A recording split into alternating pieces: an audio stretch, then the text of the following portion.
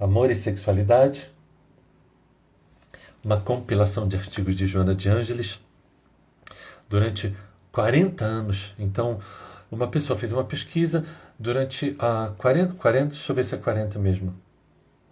Não, quase 50 anos. Foram 52 capítulos que foram retirados de mensagens de 1966 e 2018. Faça as contas aí para ver quanto tempo dá. Então, estamos chegando no capítulo 50. Lembrando que, olha que coisa curiosa. Peraí, eu tenho. Peraí, antes de mais nada, eu tenho avisos para dar. Avisos. Vamos, já a gente volta. Vamos aos avisos. Domingo, pela manhã. Jack, o que você vai fazer domingo? Vamos fazer palestra. Então, este domingo de manhã terá a reabertura, a reinauguração da nova sede da Casa Fraterna Semente de Luz. Então, estará Maíse Braga, Sérgio Castro, Antônia Neri e eu. Na manhã de domingo eu estarei fazendo a postagem aqui, se eu não me engano, a partir das 9h30 da manhã, falando sobre depressão, ok? Então será um seminário sobre depressão. Não me perguntem como vai ser, porque eu mesmo ainda não sei. Então eu não sei se eu terei 5 minutos para falar ou 5h30, eu não sei. Não sei que horas que eu vou falar, se eu não me engano, a partir de 9h30, mas são 4 pessoas. Sendo que, se eu não me engano, o tempo maior é para Antônia Neri, que ela vai falar sobre isso, mas estaremos falando Maíse Braga, Sérgio Castro, eu e Antônia Neri. Então, domingo, a postagem estará aqui. Veja, não é pelo meu Instagram, veja quais os canais, ok? E aí, então, domingo de manhã, caso você não vá para a praia surfar, caso não tenha nada melhor para fazer, esteja aqui conosco.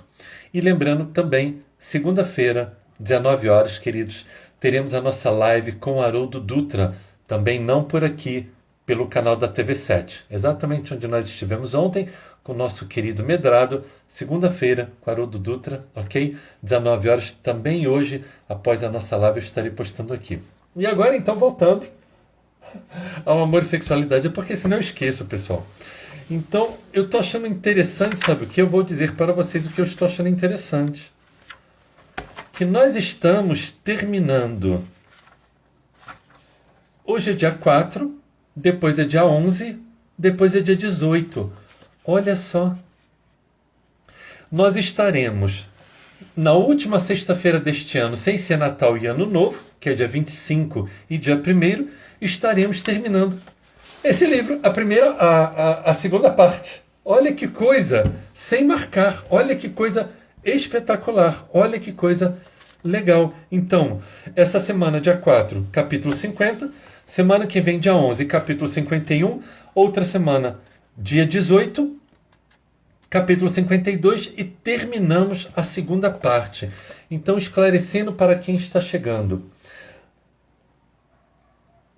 Os comentários hoje vão ficar ativados? Eu não sei. Não sei. Ana Maria falou obrigada, pessoal. Ana, sinto muito por isso. O que houve com Ana Maria? O que houve com você, Ana Maria? Espera aí, vou parar aqui. Pois é, a Rosânia também está perguntando o que houve com a Ana. Agora, o que houve, Ana Maria?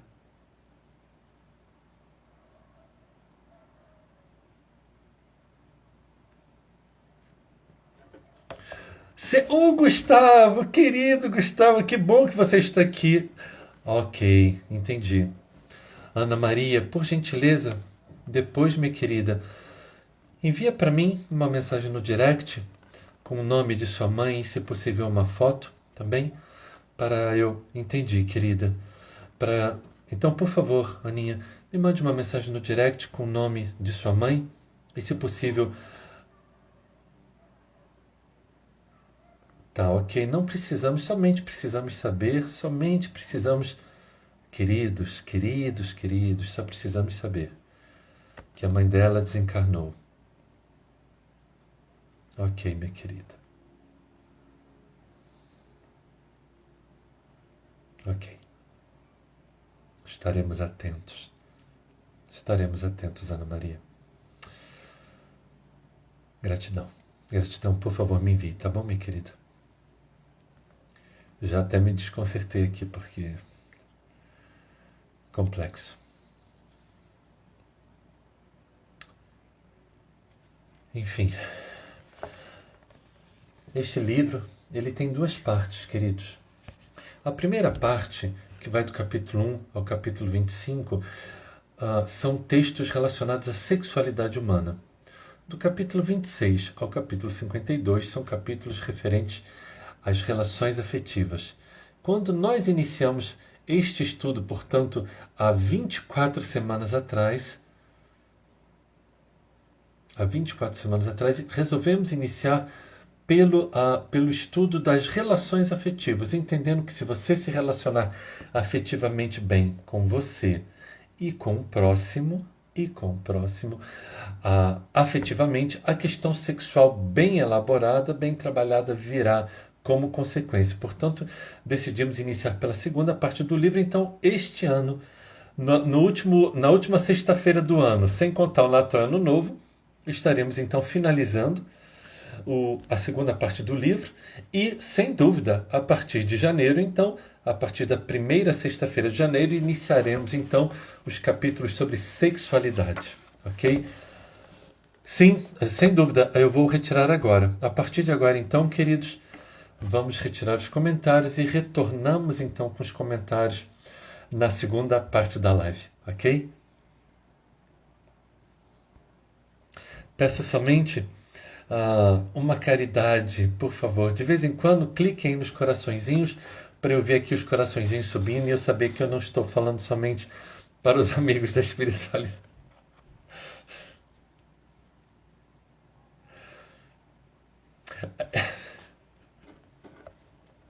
Já viu sala de aula? Já viu sala de aula que às vezes é algum... Ai, ai. Já viu sala de aula que às vezes tem alguém que está conversando a mais e tal? Muitas vezes na espiritualidade ocorre do mesmo jeito. Mas eles são muito bem-vindos. Sejam todos bem-vindos, queridos. Então vamos lá, queridos. Capítulo 50. O Jack, ele é muito esquisito, sério. Pense um ser esquisito. Mas o que eu vou fazer? Se a pessoa está aqui... Sabe por que eu vou contar? Vou falar então. É porque eu falei assim... Que eu acabei de falar aqui agora, né? Vamos contextualizar por que eu tô rindo. Porque eu falei, olha, cliquem de vez em quando nos coraçõezinhos para ver se eu não estou falando só para os espíritos. E aí o irmão aqui falou assim, não, mas mesmo que seja só para a gente quer que você continue. Sim, mas tem os encarnados também, tem os vivos desse lado, não tem só os vivos do outro lado. Mas é bom que a gente se diverte, né? Minha vida é muito divertida. Minha vida é muito divertida. Ai, ai, ai. Vamos lá então, queridos. Capítulo 50. E a gente não pode ficar brigando com os espíritos, né? Chamando a atenção. Ai, meu Deus, que coordenem aí vocês. Vamos lá. Vamos nos concentrar. Capítulo 50, queridos. Do livro Amor e Sexualidade. O título é Matrimônio e Amor. Este texto foi retirado do livro Jesus e o Evangelho à Luz da Psicologia Profunda, de 2016, no capítulo 29. Exatamente um dos livros da série psicológica de Joana de Ângeles. E aí, então, tem uma passagem aqui de Mateus. Evangelho segundo Mateus, capítulo 19, versículo 5. Por isso deixará o homem pai e mãe, e ajuntar-se-á com sua mulher, e serão dois numa só carne. O estudo de hoje vai se relacionar, ele é diretamente relacionado ao casamento em si. Vamos ver então o que Joana nos diz. O sentimento mais elevado do ser humano é o amor, que lhe caracteriza a procedência espiritual. Eu vou até marcar aqui que eu vou fazer uma postagem com esse troço aqui. Olha que bonito que ela fala, né? O sentimento mais elevado do ser humano é o amor, que lhe caracteriza a procedência espiritual. Eu podia fazer uma palestra só com isso. Olha só o que ela está dizendo, né? Que a forma como você se expressa através do amor, através das várias linguagens do amor, seja uma relação afetiva de dois ou nas suas relações como um todo, caracteriza a sua procedência espiritual, ou seja, mostra a gradação evolutiva de você mesmo. Olha que coisa linda! Olha que coisa linda! Lembrando, queridos, que eu não faço a leitura do texto inteiro, mas eu retiro somente algumas passagens e faço comentários. Diga-se de passagem, até hoje, se eu não me engano, esse é o maior capítulo que nós já lemos até hoje, aqui deste livro. Em cada experiência evolutiva, mais se lhe desenvolvem os valores éticos e conquista mais alto patamar da escala de evolução. Expande-se o amor em formulações de múltiplas facetas, conforme os vínculos que sejam estabelecidos pelos impositivos mesmos do processo de crescimento interior. Mais abaixo, ela nos diz, bem no finalzinho já da primeira página: vivendo no passado relacionamentos promíscuos, atraídos pelas necessidades do sexo, sem qualquer respeito pela emoção dos outros, a vinculação rápida era resultado de impulsos e desejos, através dos quais se organizavam as famílias que se multiplicavam sem qualquer sentido ético. À medida, porém, que o ser adquiriu consciência da sua realidade e avançou na conquista, mesmo que inconscientemente, dos direitos que todos devem desfrutar, o matrimônio foi estabelecido como forma de frear os abusos e dilacerações afetivas que eram perpetrados sem a menor consideração pela realidade emocional. Este texto de hoje, queridos, nós vamos falar bastante, é uma pena inclusive que a Dani não esteja aqui, mas nós vamos falar bastante sobre muito do que muitas vezes nós falamos, sobre as relações machistas, sobre o histórico em relação a isso e as relações permissivas e abusivas de toda a ordem que existiram durante a história da humanidade. Então aqui ele vai falar, à medida que o ser adquiriu consciência da sua realidade e avançou na conquista, mesmo que inconscientemente, dos direitos que todos devem desfrutar, o matrimônio ele foi estabelecido como uma forma de o quê? Frear abusos. E é interessante que, olha só, ela já fala assim, foi estabelecido como forma de frear os abusos e dilacerações afetivas. E antes ela está dizendo o quê? Relacionamentos promíscuos, atraídos pelas necessidades do sexo sem qualquer respeito pela emoção dos outros. Então veja que ela está dizendo uma questão muito simples. O sexo, na verdade, ele existe como uma forma de procriação, de perpetuação da espécie. Mas é exatamente porque é necessária a perpetuação da espécie que existe o prazer envolvido. Porque se o sexo não fosse prazeroso, se o sexo fosse algo que não fosse bom, a nossa espécie não se perpetuaria. Então foi necessário exatamente a questão do prazer do ato sexual para que isso, então, para que nós existíssemos, Mais abaixo, Joana nos diz: por outro lado, a ausência de dignidade nos relacionamentos conspirava contra o equilíbrio e a ordem social, misturando os interesses mesquinhos com os elevados princípios do sentimento que se expressava em relação a determinados parceiros. O matrimônio passou a direcionar melhor as uniões físicas, desde que, concomitantemente, existissem os compromissos afetivos. Pode-se considerar este momento de conquista como um dos elevados patamares de evolução psicológica e moral da sociedade. Porque no início, os homens primitivos eles se comportavam exatamente como animais, eles simplesmente procriavam. Com o tempo, digamos assim, comunidades começam a se juntar por necessidade de proteção contra os animais. Então os homens vão começar a se unir e aí então vão vir a semente das primeiras famílias reunidas. E aí, então o homem ele vai cuidar da família, da esposa, da prole. Não era o nome ainda esposa, simplesmente viviam juntos, dos filhos. Então ele vai passar a proteger. Então ele não vai agir mais somente não somente como caçador que traz o alimento, como provedor, mas igualmente como protetor daquela família. E isso a gente está falando de dezenas de milhares de anos atrás. Com o tempo, essas comunidades vão se formando, vão se tornando agrícolas, pecuaristas, e aí então, cada vez mais, as sociedades vão se unindo com um foco principalmente primário de proteção.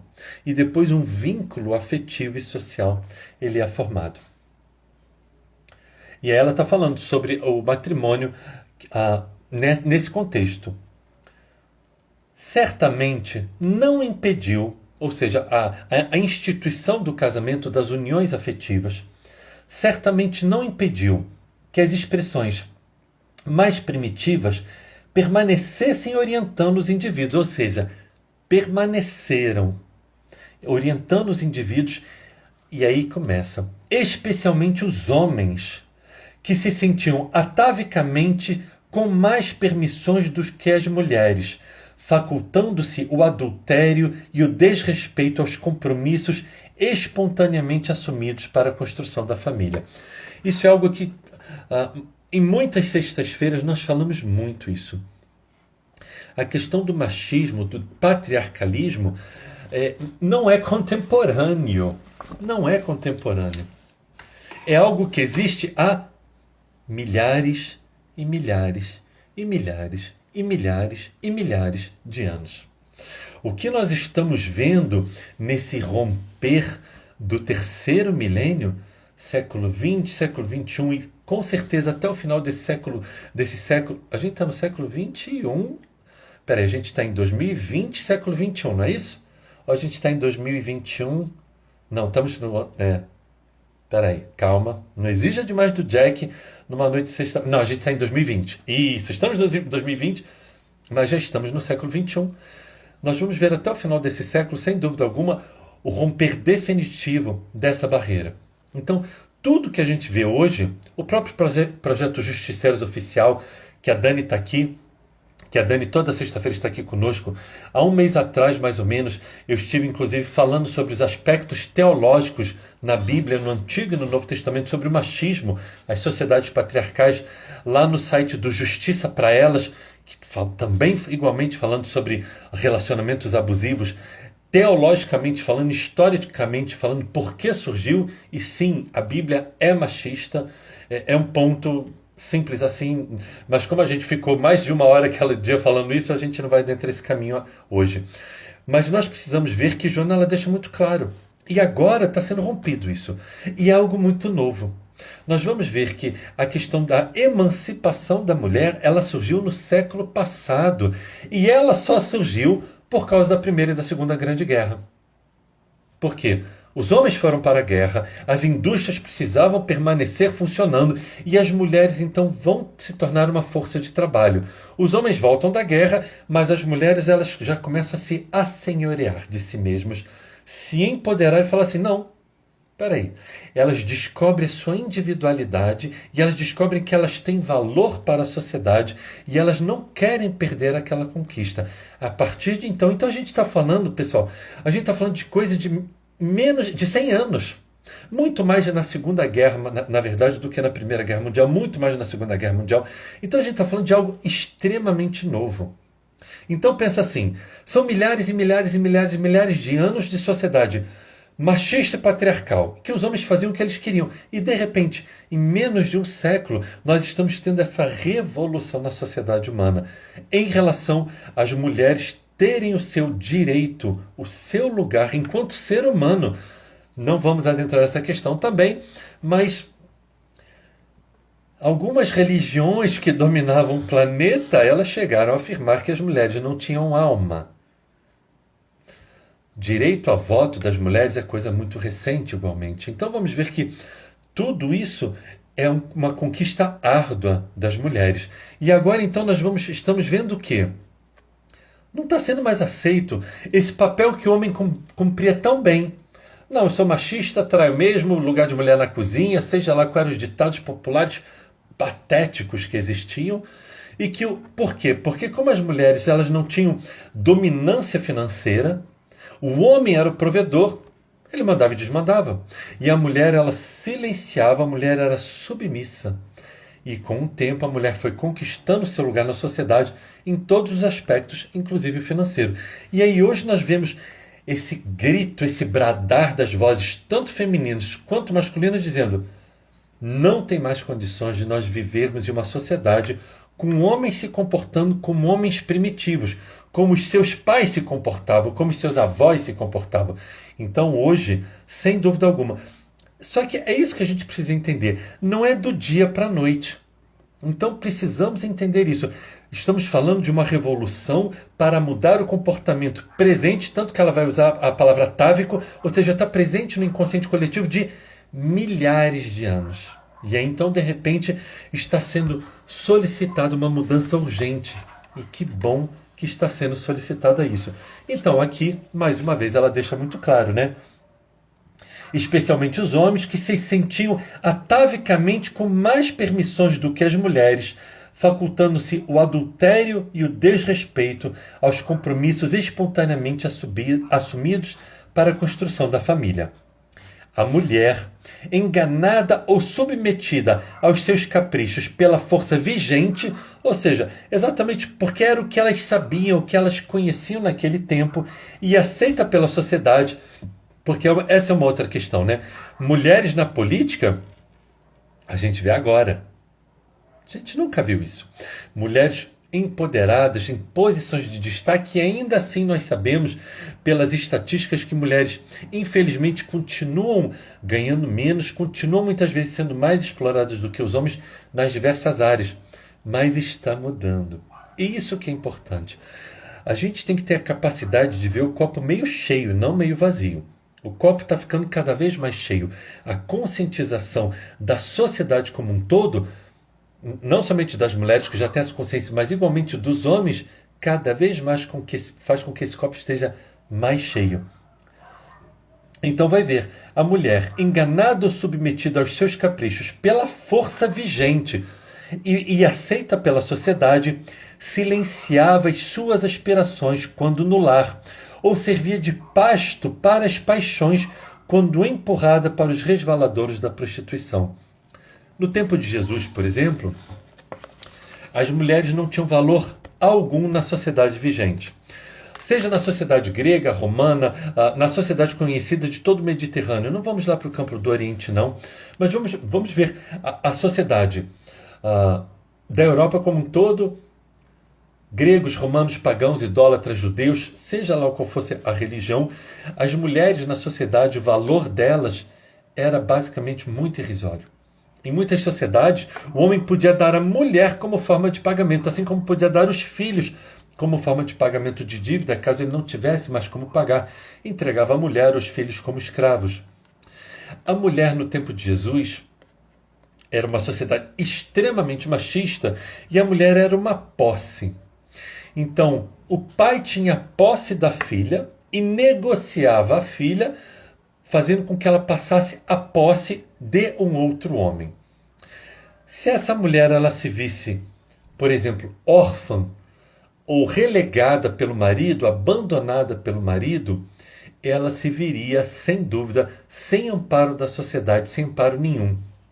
Muitas vezes a mulher relegada pelo esposo, o pai não aceitava ela de volta no lar por vergonha. E essa mulher, então, sem ter para onde ir, sem ter forma de se sustentar, ela muitas vezes, o único caminho que ela conhecia era o da prostituição, para não morrer de fome. Então, é o que Hamed nos diz. A prostituição é errada, mas nós não podemos julgar a prostituta, porque nós não conhecemos a sua história, o seu contexto. Então, o ato em si é equivocado, mas nós não podemos de forma alguma apontar o dedo para quem o faz, porque nós não conhecemos a história dessa pessoa, seja nesta vida ou a sua história como um todo de várias reencarnações. Voltemos a Joana. Na outra página, então, ela nos diz: um grande silêncio, feito de ignorância e presunção, permaneceu no contexto das famílias, facultando que a desordem prosseguisse campeando sob o aplauso surdo do machismo generalizado e o sacrifício feminino que se impunha à submissão e à escravidão doméstica. Nós vamos ver que o papel da mulher na história da humanidade, temos suas exceções óbvias, obviamente, ou seja, por que temos as exceções? Porque, obviamente, reencarnaram espíritos masculinos mais evoluídos, assim como reencarnaram espíritos femininos mais evoluídos ao longo da história da humanidade. Então, mesmo no mundo primitivo, mesmo no início de um mundo de provas e expiações, tínhamos ali espíritos mais maduros, tanto masculinos quanto femininos, em que essa união se dava de uma forma com a moral mais elevada. Mas o que nós estamos falando é que o padrão não era esse, certo? Então aqui ela está falando, a mulher sempre foi submissa. A mulher existia para cuidar da casa. Então nós estamos falando de um século atrás, a mulher casava para ter filhos e cuidar do lar. Ponto. Profissão do lar. E era simples assim. Muitas vezes as mulheres, não era dado estudo para as mulheres. A menina, quando nascia, os pais se preocupavam que ela soubesse cuidar da casa. Então ela vai aprender os afazeres de casa. E entre eles, bordar, costurar, cozinhar, fazer roupas. Isso está presente na história da humanidade. Mas o que acontece? A mulher se revoltava? Absolutamente não. Por quê? Era o que ela conhecia. Ela não conhecia nada diferente, que é o famoso mito da caverna de Platão. A pessoa, ela está na caverna e ela sai e ela vê um admirável mundo novo lá fora. E ela volta para dizer para as pessoas, porque eles ficavam virados para a parede da caverna, havia uma fogueira e eles viam na parede da caverna imagens bruxuleantes que o fogo, a sombra do fogo fazia com que mostrasse ali. Mas eles não sabiam o que eles estavam vendo. Alguém resolve sair e ver o mundo. E volta e conta. E as pessoas falam, não, isso é mentira. Na época das mulheres era a mesma coisa. Elas não conheciam outra coisa. Por não conhecer outra coisa, elas simplesmente não têm o que pedir, não têm o que reclamar. Porque para elas, esse era o papel delas. Simples assim. Na verdade, o advento exatamente da Primeira e da Segunda Guerra Mundial vai fazer com que as mulheres vão para a indústria porque não tinha quem fizesse. Só que quando elas adentram, então, o domínio de si mesmas, ela fala assim, nossa, gostei, quero continuar brincando disso. E a partir daí, então, de novo, de uma forma generalizada. Antes disso tivemos, claro, muitas mulheres excepcionais, mas estamos falando de uma forma na sociedade como um todo, no planeta como um todo, a partir delas fala assim, nossa, gostamos desse papel, não queremos mais sair daqui não. Só que, mesmo assim, a minha avó, por exemplo, a época da minha avó, então, estamos falando de 2 gerações passadas, extremamente submissa. As mulheres não tinham profissão, muitas delas não sabiam ler e escrever, elas não eram educadas muitas vezes em colégio, elas eram educadas para procriar, para cuidar do marido e dos filhos. A submissão sempre era fundamental. E para elas, a gente precisa entender isso. Nós não estamos falando de mulheres do século XXI, nós estamos falando de mulheres do início do século XX para trás. Então, para elas, bacana, tá tudo certo. Esse é o meu papel. Eu fui educada, eu fui ensinada e todas as mulheres que eu conheço cumprem esse papel. E é exatamente isso. E aí, vamos lá, Joana, esse capítulo é bem interessante. Vamos ver agora a continuidade. Por sua vez, as religiões dominadoras, igualmente comandadas pelos homens, negavam quaisquer possibilidades de reversão da ordem hipócrita, mesmo quando intimamente era reconhecida a necessidade urgente de alteração de conduta para o bem geral e a felicidade dos grupos sociais que se uniam com objetivos mais elevados.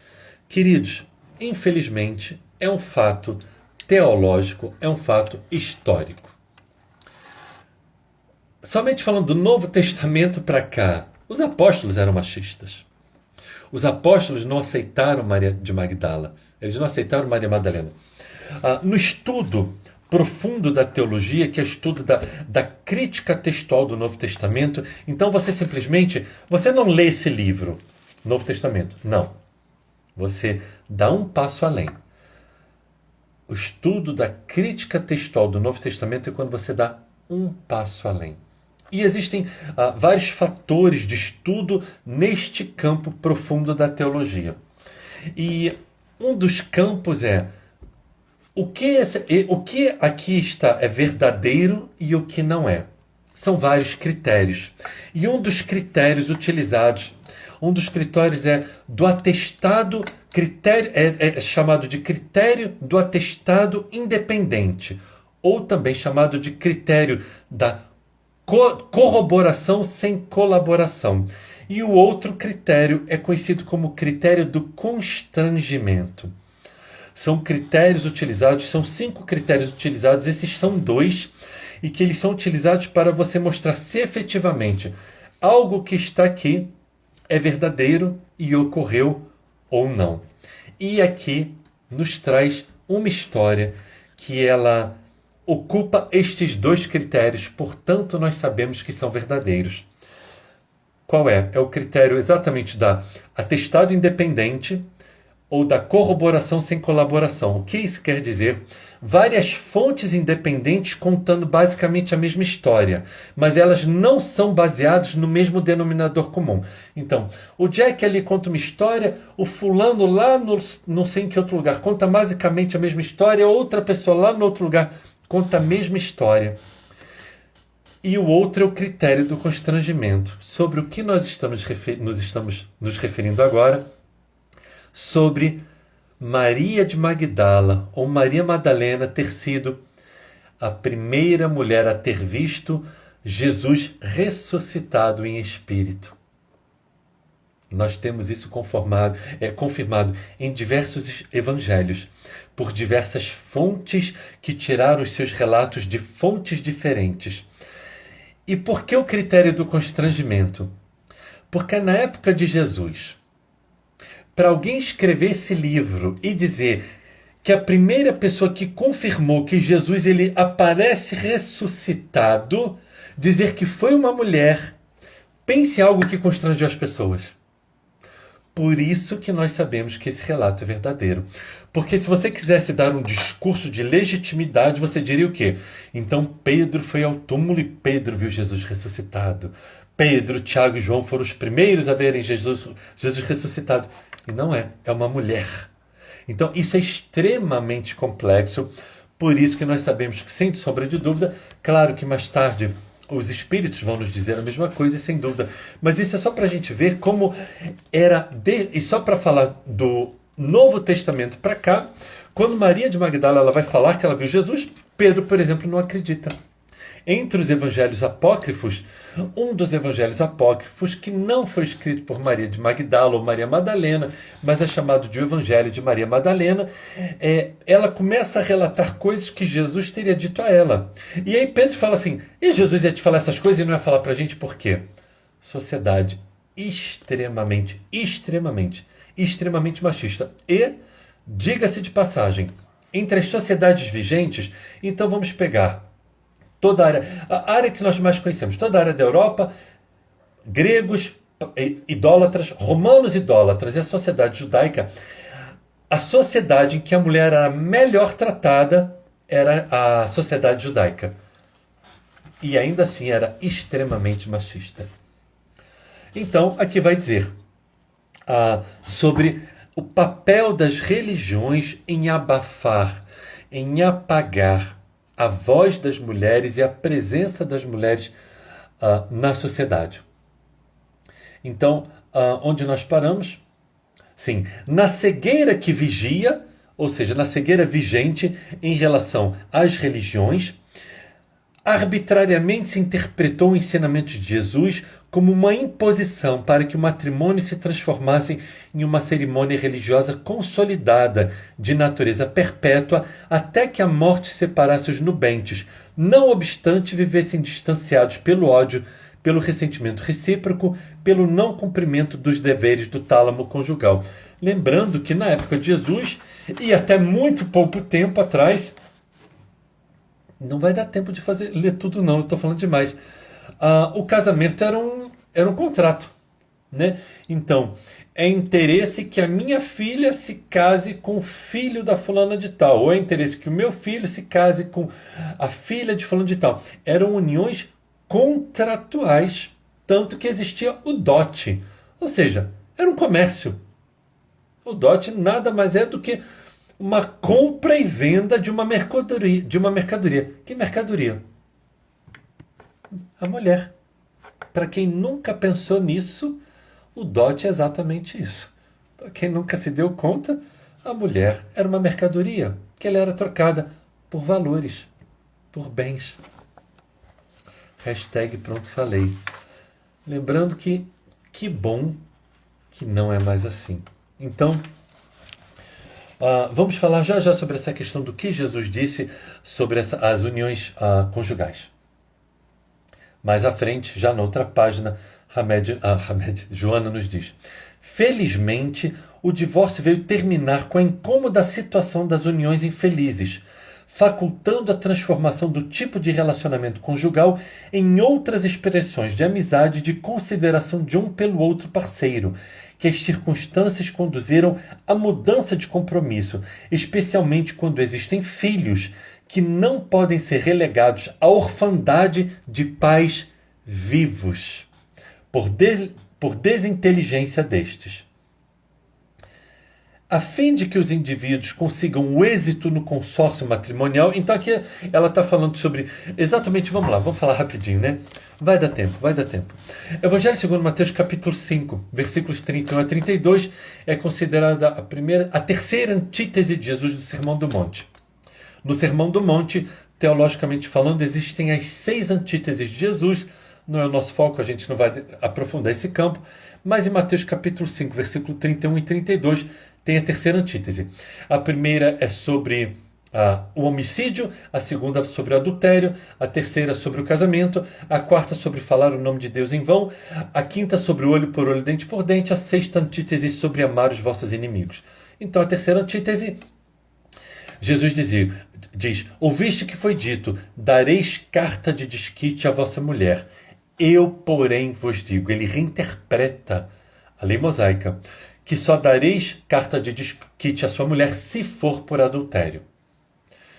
E a conversa morre por aí.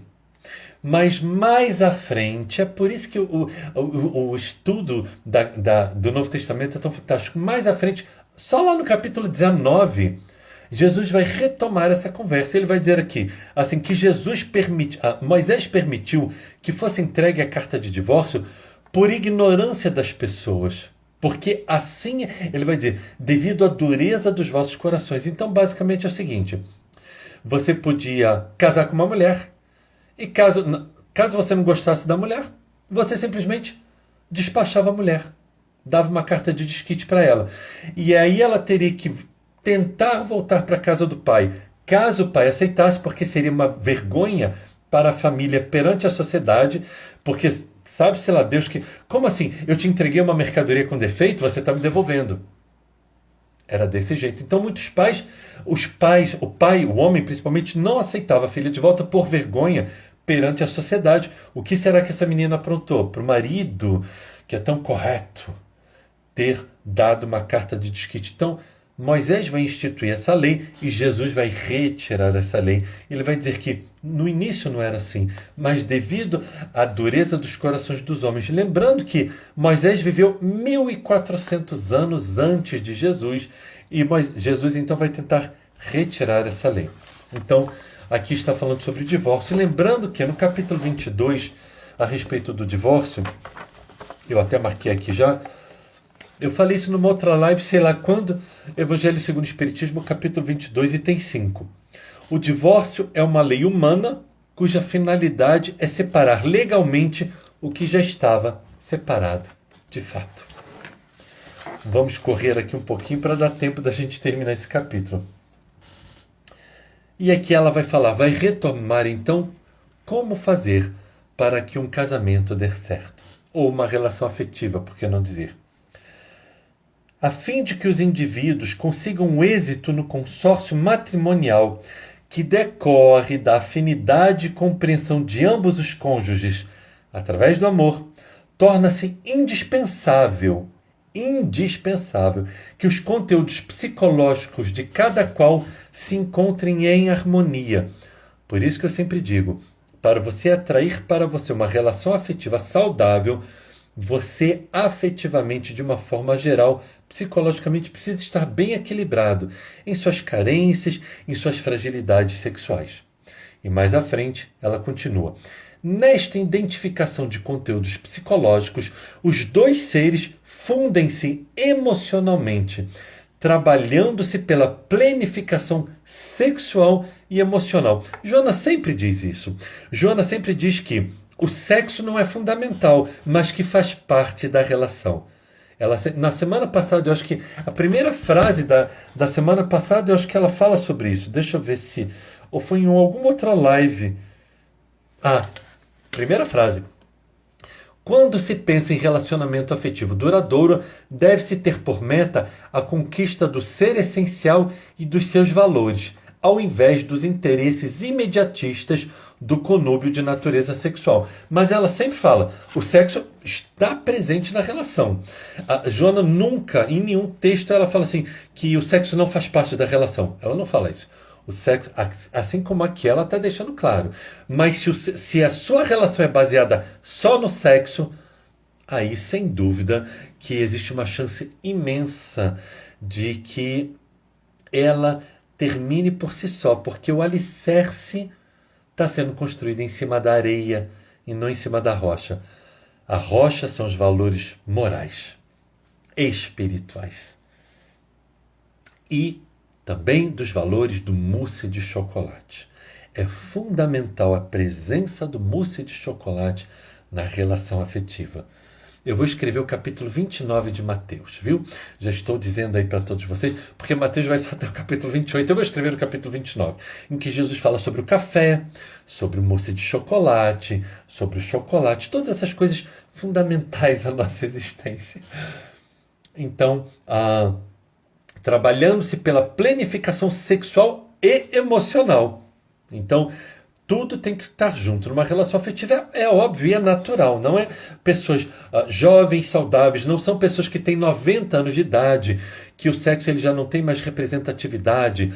Porque com o tempo, mesmo com a reposição hormonal, dependendo das mulheres e dos homens, as mulheres a partir da menopausa, os homens a partir da andropausa, hoje em dia é muito natural a reposição hormonal, mas mesmo com isso, o interesse pelo sexo, a despeito da reposição hormonal, a partir de uma certa idade, o interesse vai diminuindo. Mas as pessoas jovens, normais, o sexo ele faz parte da existência, lembrando que cada pessoa tem uma velocidade.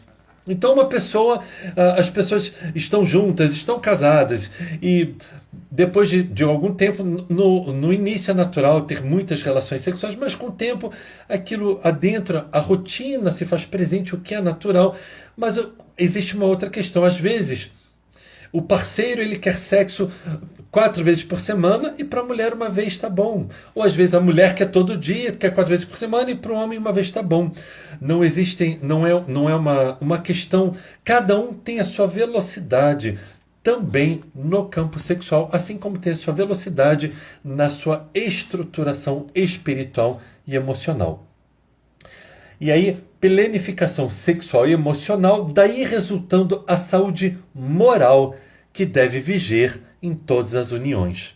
Eu vou ter que correr. O Jack fala demais, né? Deus me livre. Mas no final, então, é porque esse capítulo é muito longo. Aí ela vai falar uma outra questão. Evangelho segundo Mateus, capítulo 5, versículo 27. A segunda antítese de Jesus. Ouviste que foi dito, não cometereis adultério. Eu, porém, vos digo que se você somente pensar na mulher do outro, já cometeu pecado. Lembrando, sociedade machista, Jesus então se direcionando aos homens, apesar que nós sabemos que o adultério sempre esteve presente, tanto entre os homens quanto as mulheres. Mas ele fala que não é só o ato. Se você só pensa, porque quando você pensa na mulher ou no homem do próximo, você está emanando uma energia deletéria para aquela pessoa. E que talvez aquela pessoa, por suas fragilidades, acabe absorvendo. Então você induz o homem ou a mulher a cometer o adultério. E Joana agora vai adentrar nesse campo. O que deve ser abominado, ela usa a palavra abominado. O que deve ser abominado é o adultério. São os relacionamentos múltiplos, ou seja, um homem se relacionando com várias mulheres, uma mulher se relacionando com vários homens ao mesmo tempo, em cruel desrespeito à confiança e à dignidade do outro, que se sente esbulhado, não sei o que é isso, desculpem, não sei o que é esbulhado, que se sente esbulhado e espezinhado, conduzido ao ridículo e substituído nos seus nobres sentimentos de valor moral e amor, que não estão sendo considerados. Ou seja, a questão do adultério. E ela termina então o capítulo, vai dar tempo ao menos de ler. Ela termina o capítulo então dizendo: enquanto viceje o amor, portanto, as uniões permanecerão. Isto não equivale a dizer que, ante quaisquer diminuições da afetividade, logo se pensa em separação, tendo-se em vista que é algo que Joana sempre está nos dizendo isso também, tendo-se em vista que o emocional experimenta alterações constantes. Ela está sempre dizendo isso, que não é porque as duas pessoas possuem a sua moralidade, sua espiritualidade e se amam, não quer dizer que a relação não vá ter altos e baixos. Joana sempre nos lembra disso. Não equivale a dizer que, ante quaisquer diminuições da afetividade, logo se pensa em separação, tendo-se em vista que o emocional experimenta alterações constantes, produzindo estados de desinteresses, de conflitos, de inquietações, que deverão primeiro ser superados, antes que ampliados por decisões certamente infelizes. O matrimônio é um compromisso sério, que deverá sempre ser resultado de seguro amadurecimento, precedido de reflexão profunda e dever emocional para com o si e para com o próximo, a fim de que os dois seres sejam uma só carne. Então, é natural, veja o que a Joana que está dizendo, o aspecto psicológico do ser humano, é natural às vezes você fala assim, não sei se eu amo mais, amo, não amo, com o tempo, quando a rotina chega, é natural, às vezes você fala assim, não sei se é o meu, isso é amor, não é amor? Ou às vezes, como já nos perguntaram, sentir atração por outra pessoa. Na live da semana passada nos perguntaram isso. Então veja, é normal você ver o Brad Pitt passando na sua frente sem camisa, você vai olhar. Você vê a Julia Roberts passando na sua frente de biquíni, você vai olhar. Sei lá, olhar é uma coisa. Você lançar uma carga energética de sensualidade em direção àquela pessoa é outra. Então, vou dar um exemplo. Eu posso estar na academia. Então, um homem pode estar na academia, uma mulher está na academia. Passa uma mulher bonita e eu olho. Passa um homem bonito e você olha. Isso é uma coisa. Outra coisa é esse homem, essa mulher, perceber que você olhou, vir puxar conversa e você entrar na conversa. Aí já é outra, ok? Aí já é uma outra coisa completamente diferente. Eu nunca narrei isso aqui, mas essa semana eu narrei até com uma pessoa que está aqui presente na nossa live. Em outubro eu fiz o meu check-up, né? Eu fui no check-up e o meu médico, ele é meu amigo pessoal, somos conhecidos há mais de 10 anos, e ele participou de um congresso mundial online de urologia. E o bambambam da urologia no mundo, ele relatou que nunca foram relatados, olha que coisa interessante, nunca foram relatados tantos casos de disfunções eréteis entre os homens. E o que isso é ciência, tá, pessoal? Isso é ciência. Não sei onde está o artigo, foi esse meu amigo que me falou que ele é urologista, ele participou desse congresso mundial com esse especialista mundial, que eu não sei quem é. E o que eles constataram? Como o homem, por exemplo, ele trabalha muito pelo visual. Na pandemia, o que aconteceu com os homens? Eles se viram reclusos. Então, eles não olhavam, não viam mais mulheres. Olha. Gente, isso é ciência. Não estou falando de machismo. Eu estou falando do que o meu médico, o meu urologista me relatou. Ok? Isso foi em outubro. E ele relatou então que os homens não iam mais na praia, não iam mais na academia, não estavam vendo mais as mulheres na rua. provocou, ele falou que nunca na história do conhecimento médico-científico houve tantos casos de disfunções eréteis, porque o homem, por ser visual, ele deixou de estimular a sua libido. É só um fato, é ciência isso, ok? Então é só para a gente relatar, mas então assim, você pode às vezes se sentir menos atraído pelo seu parceiro, pela sua parceira, não quer dizer que não exista amor. Às vezes você pode estar em dúvida, peraí, mas eu amo ou não eu amo? Não é isso, é que com o tempo as relações tendem a se arrefecer e elas entram naquela rotina. Se transformam em uma amizade, uma fraternidade também, mas não com a mesma velocidade das relações sexuais de um tempo de namoro entre adolescentes, por exemplo. Porque adolescente é assim, né? Que agora daqui a 10 minutos quer de novo, daqui a 20 minutos quer de novo. É desse jeito. Eu não vou... Eu ia relatar uma história minha, mas já está na hora de terminarmos a nossa live e é melhor que o Jack se expõe menos, né? Então, basicamente é isso, queridos. Nosso estudo de hoje, 59 minutos e 40 segundos. Vamos encerrar a primeira parte da live. Não deu para a gente explorar mais como a gente gostaria esse finalzinho, mas eu tenho certeza agora que quando adentrarmos a segunda parte da live, com os comentários abertos, vamos aprofundar mais essa questão do que às vezes você pensa que é falta de amor, quando não é. Na verdade, é simplesmente um momento da sua relação, da sua relação afetiva, ok? Para quem não for ficar na segunda parte da live, gratidão imensa por sua presença aqui conosco. Assim que terminarmos a segunda parte da live, iremos postar então a respeito da nossa palestra de domingo de manhã, que eu não sei direito como vai ser, e a respeito da nossa live com o Haroldo Dutra na segunda-feira, às 19. Se eu não me engano, é 19, ok? Então estejam atentos. Todas as lives semanais minhas são às 20. Na segunda-feira, com o Haroldo, será às 19 horas. Estejam atentos. Vamos então à nossa prece, queridos. Vamos respirar fundo. Gratidão, Senhor Jesus. Gratidão pela oportunidade que nos deste de estarmos aqui mais uma vez, aprendendo sobre as nossas questões afetivas e sexuais. Auxilia-nos, Senhor, a termos relações afetivas e sexuais mais equilibradas. Auxilia-nos, Senhor, a não estarmos com outro por carência de afeto ou de sexo. Ajuda-nos, Senhor, a sermos afetivamente responsáveis pelo próximo que se encontra conosco. E nos dê a força necessária a vencermos as tentações da carne, por assim dizer, quando elas surjam em nosso caminhar. Ajuda-nos, Senhor, a darmos o valor verdadeiro, a sublimação da emoção divina, a que nós chamamos de amor. E em nome de Deus, nosso Pai, em Teu nome, Mestre Jesus, em nome da equipe espiritual que do mais alto coordena estes trabalhos, nós damos então por encerrado a primeira parte do nosso estudo de hoje, rendendo graças a Deus e graças a Ti, Senhor. Que assim seja. Que assim seja. Queridos, gratidão imensa. Retornamos agora às 21h05, ok? Até já.